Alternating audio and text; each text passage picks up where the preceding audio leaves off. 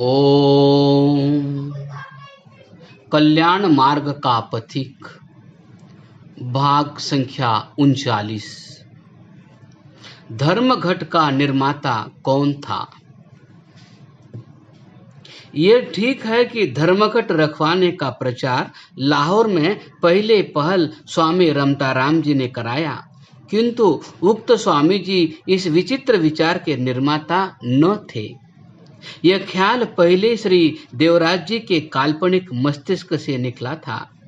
उन्होंने जालंधर आर्य समाज के मंत्रित्व के अधिकार से अपनी अंतरंग सभा में सबसे पहले यह प्रस्ताव पास कराया कि सब सभासदों के मकानों में एक एक घड़ा रखा जाए, जिसमें प्रातः एक मुट्ठी आटा आर्य समाज के कामों के लिए डाला जाए।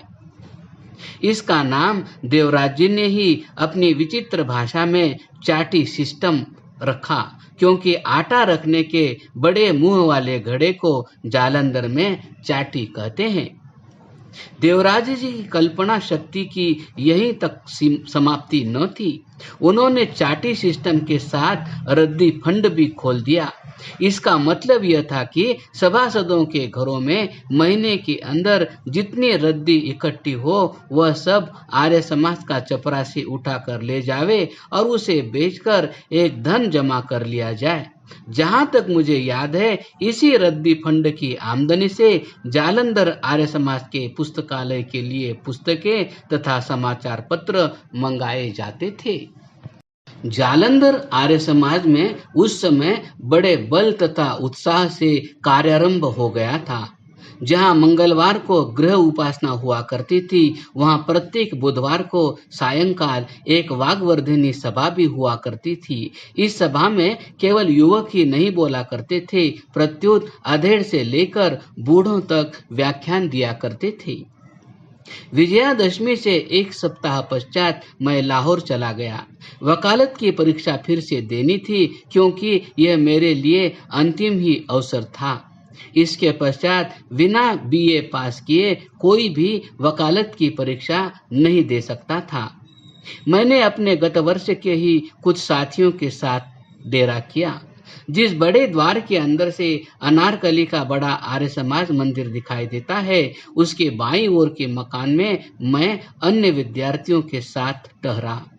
इस मकान के ऊपर की छतों पर उन दिनों वर्तमान देव समाज के प्रवर्तक पंडित शिवनारायण अग्निहोत्री अपने परिवार सहित रहते थे। उस समय तक उनका संबंध ब्राह्मण समाज के साथ ही था, किंतु उन्होंने उसी वर्ष की ग्रीष्म ऋतु में मेरी लाहौर से अनुपस्थिति में लोगों को ब्राह्म मंदिर में ही इकट्ठा करके लाहौर गवर्नमेंट स्कूल की ड्राइंग मास्टरी छोड़ स्वर्गवासी बाबू नवीन चंद्र राय से संन्यास धारण किया था और अपना नाम शिवनारायण के स्थान में सत्यानंद रख लिया था। हाँ, संन्यास लेने के पहले और पीछे भी यह अग्निहोत्र की छाया तक से डरते हुए अग्निहोत्री ही बने रहे। पाठकों के हृदय में स्वभावतः यह प्रश्न उत्पन्न हुआ होगा कि जब संन्यास ही ले चुके तो परिवार कैसा? किंतु उन्हें समझ लेना चाहिए कि यह संन्यास भी अनोखा ही था। अग्निहोत्री जी की पहली धर्मपत्नी जब मरी थी, उस समय शायद उनके 2 या 3 पुत्र थे। उसके पश्चात आपने एक बंगाली विधवा से विवाह किया। थोड़े ही काल बाद उसका भी देहांत हो गया। तब आपने 150 रुपये मासिक की नौकरी छोड़कर विज्ञापन दे एक बड़ा जबरदस्त व्याख्यान दिया और भगवे कपड़े धारण कर लिए, किंतु बाल बच्चों के साथ वैसा ही संबंध जोड़े रहे। इसीलिए मैंने इसे अनोखा संन्यास लिखा है। उन दिनों अग्निहोत्री जी थे तो ब्राह्मण समाज के ही मिनिस्टर, किंतु ब्राह्मण समाज से अलग होने की तैयारियां कर रहे थे। इसका पहला चिन्ह इनका स्वतंत्र चेले मुंडना था। जिन दिनों का हाल मैं लिख रहा हूँ, उन दिनों होत्री जी ने सबसे पहले 2 चेले मुंडे थे। एक का नाम झंडा सिंह और दूसरे का चुन्नीलाल था। झंडा सिंह तो पहले अमर सिंह हुए और फिर देव समाज की बुनियाद पड़ते ही अमर देव हो गए। ज्येष्ठ चेला होने के कारण गद्दी के अधिकारी वही थे, किंतु सुना गया है कि अग्निहोत्री जी के पुत्र हरनारायण ने वर्षों की उदासीनता के पश्चात पिता का चेला बनकर गद्दी से उन्हें वंचित कर दिया है। दूसरे चुन्नीलाल का नाम रखा गया था ब्रह्मदास। वह ब्रह्मदास से ईसादास बन चिरकाल से अपना स्थान रिक्त करके चले गए हैं। इन दोनों चेलों को अनुताप का खूब पाठ पढ़ाया जाता था। प्रातःकाल उठकर अग्निहोत्री जी तो शहर को चले जाते और इन दोनों को रोने चिल्लाने के लिए हमारे गले मड़ जाते। प्रातःकाल स्नान करके जब मैं संध्या करने बैठता तो ऊपर से शब्द आते, मैं पापी हूँ, मैं महापापी हूँ, हाय मर गया, गुरुजी शरण में लो, हाय हाय हाय। धड़ाम गिरने का शब्द आता और हम में से एक ऊपर को दौड़ पड़ता, किंतु किवाड़ बंद पाता। करता तो क्या करता। एक दिन इन दोनों नए चोरों के अनुताप का विचित्र दृश्य देखा। मैं 3-4 मित्रों सहित इरावती अर्थात रावी नदी के परले पार जहांगीर का मकबरा देखने गया।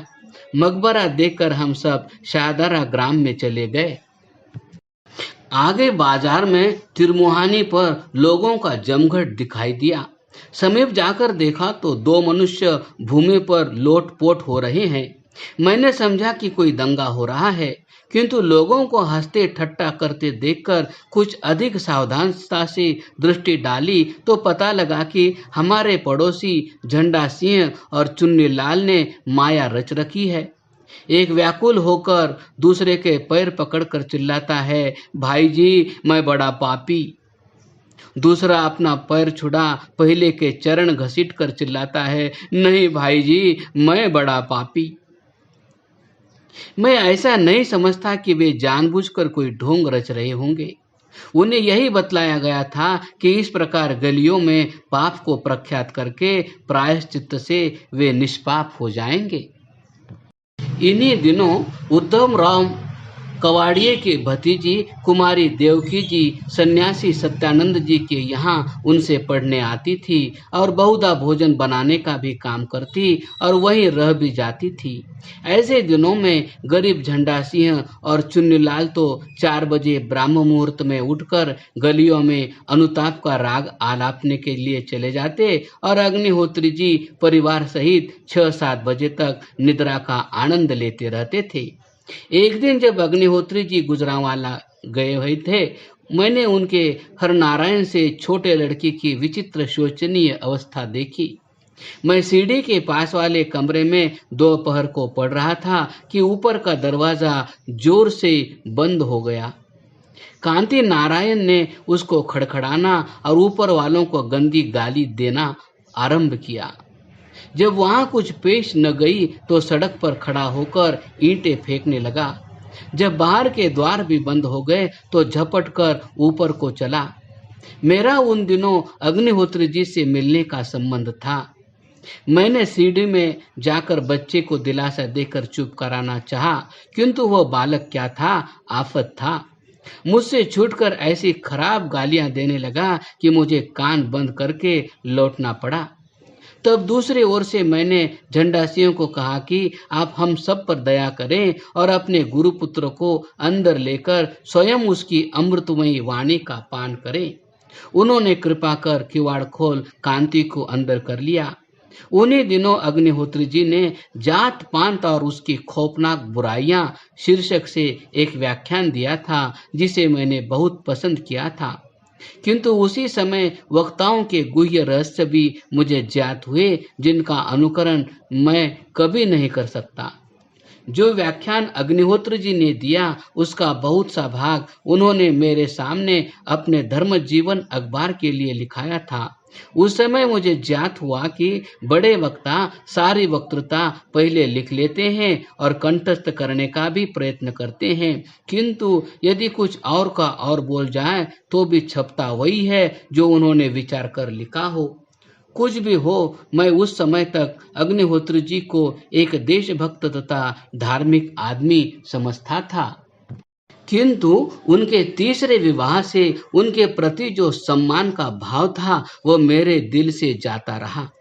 जिस रात सन्यासी स्वामी सत्यानंद अग्निहोत्री ने तीसरी बार गृहस्थी में प्रवेश करने की तैयारी की और अपने सन्यास के गुरु बाबू नवीन चंद्र राय के घर पर ही कुमारी देवकी जी के साथ विवाह पढ़वा रहे थे, उसी रात उसी समय पंडित लक्ष्मण प्रसाद ब्राह्म समाज में उनकी इस करतूत के विरुद्ध बलपूर्वक व्याख्यान दे रहे थे।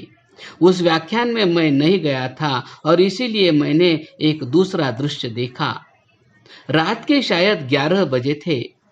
मैं परीक्षा की तैयारी में निमग्न था कि बाहर अग्निहोत्री के द्वार पर बहुत से पैरों की आहट सुनाई दी।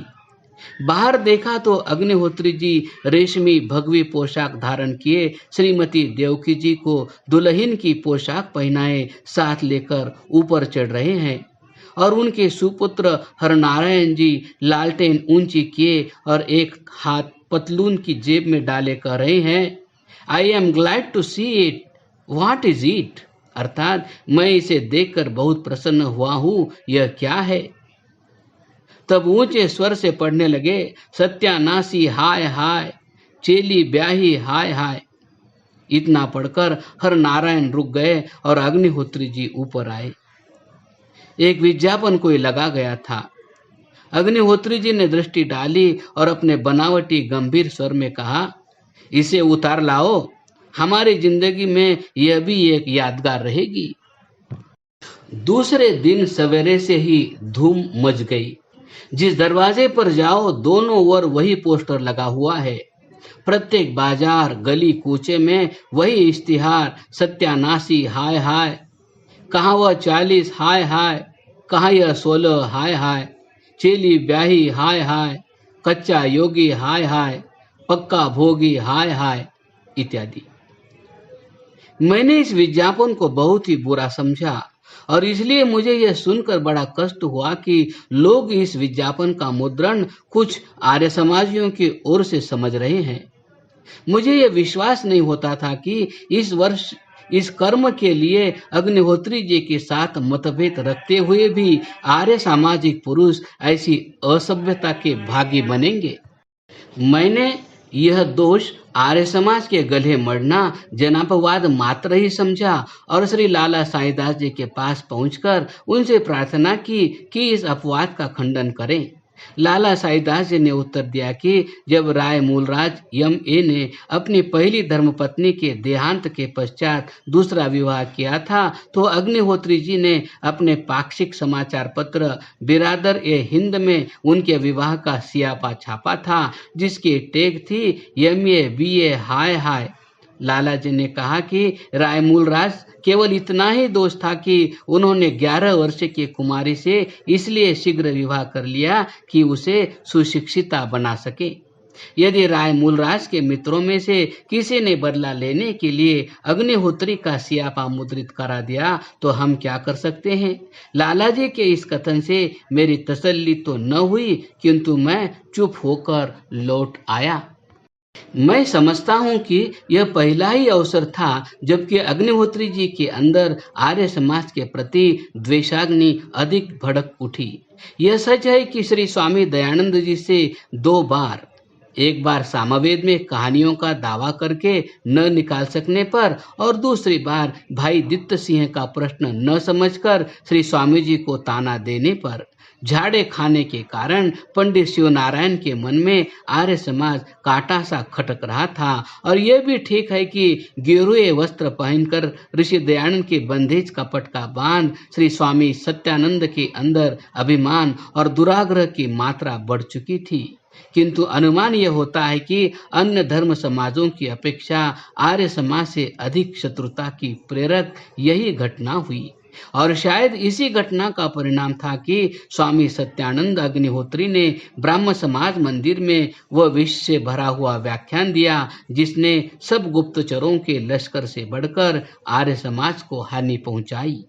उस व्याख्यान का शीर्षक था स्वामी दयानंद और उनका नया पंथ। अग्निहोत्री जी ने इस व्याख्यान की हजारों कापियां उर्दू, अंग्रेजी और आर्य भाषा में छपवा कर बांटी।